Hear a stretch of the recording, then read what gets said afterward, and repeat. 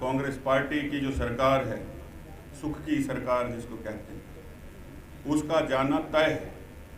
और वो तय कौन करेगा? हम और आप मिलकर के तय करने वाले हैं कि आपकी ताकत, आपका विश्वास जीतेगा और 15 महीने में जो विकास की गाड़ी थम गई है उसको गति देंगे। जो जनहित के कार्य होने थे वो थम गए हैं, उनको गति देंगे। बड़ा नारा लेकर के ही सरकार आई थी। हमने भी उस समय प्रयास किया, आप सब ने प्रयास किया।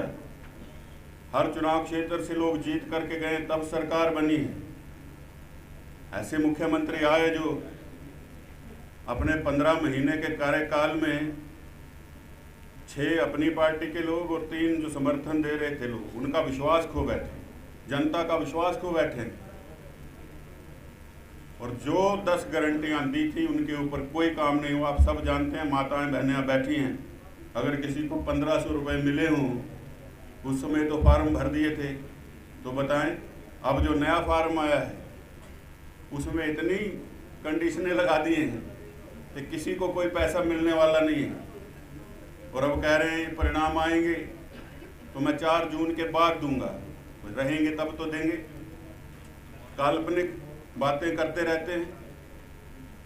और ये जब शुरू में नारा आया था, मैं तभी समझ गया था कि जब कहना शुरू किया था कि सुख की सरकार है। हम सभी लोग देवभूमि में रहने वाले हैं, हमारी आस्था ईश्वर में है।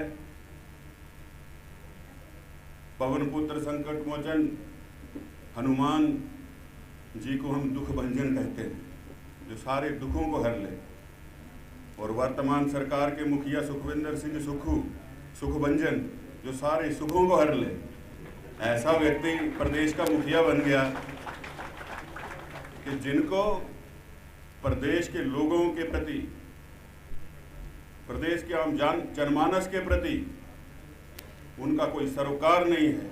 और ये सरकार नहीं है। मैंने पहले भी कहा था, जिस दिन भारतीय जनता पार्टी में हम लोग सम्मिलित होने के बाद शिमला आए थे, मैंने कहा ये सेक्रेटरी नहीं रहा है, ये फ्रेंड्स कैफे बन गया है।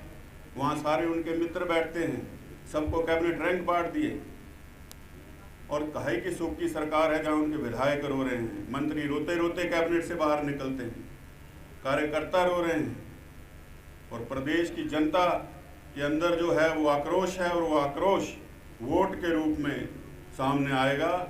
और जो हमारी चारों लोकसभा की सीटें हैं, भारतीय जनता पार्टी जीतेगी, क्योंकि मोदी जी की गारंटी पर पूरे देश को विश्वास है, इस प्रदेश को विश्वास है। और जहां देश को विश्वास है, प्रदेश को विश्वास है, वहीं धर्मशाला को भी विश्वास है। और हम सभी जानते हैं कि हमारे जो विकास के कार्य थे, चाहे वो केंद्रीय विश्वविद्यालय, IT पार्क हो, हमारे स्मार्ट सिटी के काम हो, गांव के अंदर छोटे छोटे काम, उनको किसने रोका? वर्तमान कांग्रेस की सरकार जो है नहीं, मैं तो ठीक कहता हूँ, क्योंकि बहुमत ही नहीं है। बहुमत से 1 सीट कम है। नैतिकता होती तो उसी दिन इस्तीफा दे देते जिस दिन राज्यसभा का परिणाम आया था। तो इन सारी चीज़ों का गहन मंथन हम लोगों को करना है। लंबा समय है और हम लोगों को सब तक पहुंचना है। आपके विश्वास के साथ, आपके सहयोग और समर्थन के साथ मैं इस रण में कूदा हूँ। और मुझे पूरा विश्वास है कि आप लोग मेरा साथ नहीं छोड़ेंगे और हम लोग उस मंजिल तक पहुंचेंगे जिसकी हमने कामना की है। और धर्मशाला को प्रदेश के सबसे विकसित चुनाव क्षेत्रों में से एक बनाना है और मिलजुल कर इस सपने को साकार करेंगे। इन शब्दों के साथ आप सबका मैं धन्यवाद करता हूँ। 1-2 नारे।